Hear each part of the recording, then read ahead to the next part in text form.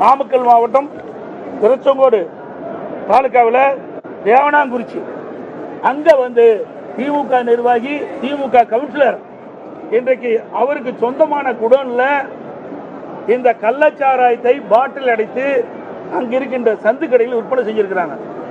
இதை உடனே அவருக்கு அரசுடைய கவனத்திற்கு கொண்டு சென்றோம். உடனே இந்த விடியா திமுக அரசுடைய முதலமைச்சர் சம்பந்தப்பட்டவரை கைது செய்யாமல் அதில் வேலை பார்த்த வடநாட்டு தொழிலாளர்களை அதற்கு கைது செய்து கண் துடைப்பு நாடகம் அடித்துட்டார்.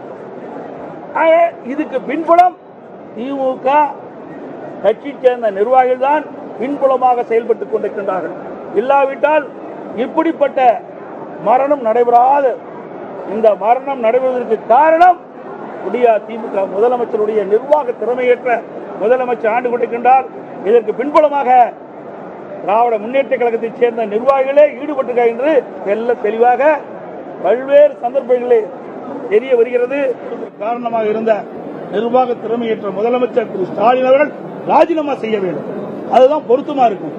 ஏன்னா ஒவ்வொரு முறையும் ஏதாவது ஒரு சாக்கு போக்க சொல்லி இன்றைக்கு அவர்கள் இதை காலம் கடத்தி இப்படிப்பட்ட ஏழை எளிய மக்கள் விலைமதிக்க முடியாத உயிர் துறப்பதற்கு காரணமாக இருக்கின்ற அரசாங்கம் விடியா திமுக அரசாங்கம் இந்த நேரத்தில் சுட்டிக்காட்டுகிறேன். இதற்கு தார்மீக பொறுப்பேற்று திராவிட முன்னேற்ற கழக தலைவர் தமிழகத்தினுடைய முதலமைச்சர் திரு ஸ்டாலின் அவர்கள் ராஜினாமா செய்ய வேண்டும் என்று நாங்கள் வற்புறுத்துகிறோம். அது மட்டுமல்ல, இன்றைக்கு விக்கிரவாண்டி சட்டமன்ற தேர்தல் நடக்குது. அதுல பூத் வாரியா பிரிச்சு அமைச்சரை நியமிக்கிறாங்க. ஒன்றியத்துக்கு 5 அமைச்சரை நியமிக்கிறாங்க. இவ்வளவு பேர், சுமார் 200 பேர் கள்ளச்சாராயம் குடித்து ஆபத்தான நிலையில் இருக்கிறார்களே. இதற்கு ஒரு 20 பேருக்கு ஒரு அமைச்சரை போட்டு இன்றைக்கு சென்னையிலிருந்து மருத்துவர்களை அழைத்து வந்து இன்றைக்கு உயர்தர சிகிச்சை அளிக்கப்பட்டிருந்தால் பல பேரை காப்பாற்றிருக்கலாம். ஆனால் மக்கள் மீது அக்கறை இல்லாத அரசாங்கம், அவளுக்கு ஆட்சி அதிகாரம் தான் முக்கியம். ஓட்டு போட்ட மக்களோ, நாட்டு மக்களோ, ஏழை மக்களோ பற்றி கவலைப்படாத முதலமைச்சர் இன்றைக்கு விடியா முதலமைச்சர் என்பதை நேரத்தில் தெரிவித்துக் கொள்கிறேன். அது மட்டுமல்ல, நேற்றைய தினம் ஒரு 3-4 பேர் இறந்த பொழுது இன்றைக்கு மாவட்ட ஆட்சித்தலைவர், மாவட்ட காவல்துறை கண்காணிப்பாளர், இந்த மாவட்டத்தினுடைய திமுக மாவட்ட சட்டமன்ற உறுப்பினர் அருகில் அமர்ந்து பேசுறாங்க. இன்னைக்கு எல்லாத்துக்கும் வெட்ட வெளிச்சமா தெரியும்.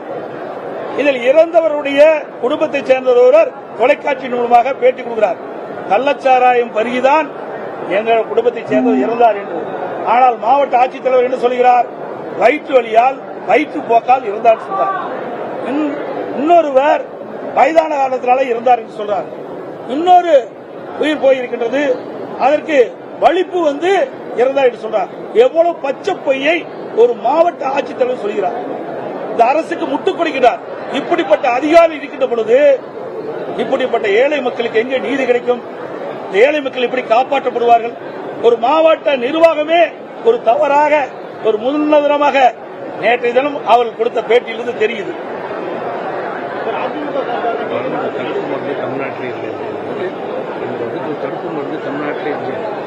அது மட்டுமல்ல, அதிமுக ஆட்சியில கள்ளக்குறிச்சி மாவட்டத்தை நாங்கள் அறிவித்தோம்.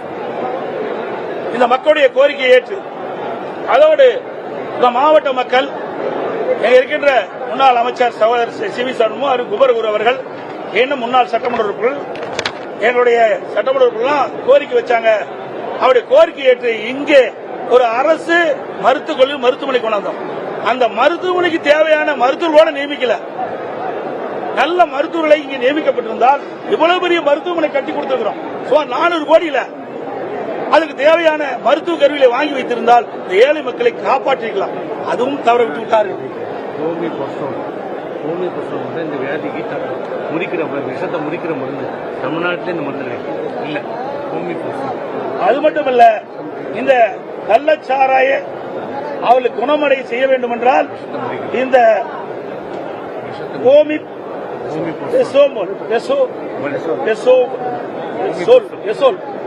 ஓமிபெசோல் என்ற மருந்து இதுக்கு இருந்தால் இந்த விஷச்சாராயம் அறிந்தவர்களை குணப்படுத்திருக்க முடியும். அதுவும் தமிழ்நாட்டில் எந்த மருத்துவமனையும் இல்லை.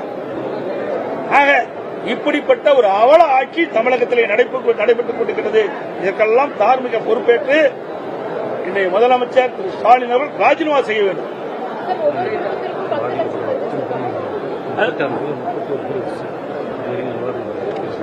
அதோட இன்றைக்கு கள்ளச்சாராயம் குடித்து இறந்தவர்கள் குடும்பத்திற்கு எனது ஆழ்ந்த இரங்கலையும் வருத்தத்தையும் தெரிவித்துக் கொள்வதுடன் மேலும் மருத்துவமனையில் சிகிச்சைக்கு அனுமதிக்கப்பட்டு சிகிச்சை பெறுகின்றவர்கள் எல்லாம் உள்ள இறைவனால் அவர்கள் பூர்ண நலம் பெற வேண்டும் என்று நேரத்தில் தெரிவிச்சுக்கிறேன். அது மட்டும் இல்லாம ஒரு குடும்பத்தைச் சேர்ந்தவர் அவருடைய தாய் தந்தை 2 பேருமே இருந்துட்டாங்க. அவருக்கு 3 குழந்தைகள் இருக்கின்றது. ஒரு பெண் குழந்தை அதுக்கு +1 படிக்குது, 11ஆம் படிக்குது. இரண்டாவது 2 மகன்கள், ஒன்று 9வது படிக்கிறாங்க, ஒன்று 8ஆம் படிக்கிறாங்க. 3 பேரும் அவருடைய முதிர்ந்த பாட்டியோடு தான் வசிப்பதாக இருக்கின்ற சூழ்நிலை இருக்கின்றது. ஆகவே பெற்றோர்களை இழந்து வாடுகின்ற இந்த குழந்தைகளுக்கு அனைத்து இந்திய அண்ணா திராவிட முன்னேற்ற கழகம் அனைத்து உதவிகளும் செய்யும். அவருடைய கல்விச் செலவை அரசாங்கமே எங்களுடைய கட்சியே அதிமுக கட்சி ஏற்றுக்கொள்ளும். அது மட்டுமல்ல, இந்த குழந்தைகளுக்கு 10 ஆண்டுகளுக்கு இந்த குடும்பத்திற்கு மாதந்தோறும் 5000 ரூபாய். கள்ளக்குறிச்சி மருத்துவமனையில் சிகிச்சை பெற்று வந்தவர்களை சந்தித்த பிறகு எடப்பாடி பழனிசாமி செய்தியாளர்களை சந்தித்தார். அப்போது பல்வேறு விஷயங்கள் குறித்து பேசினார்.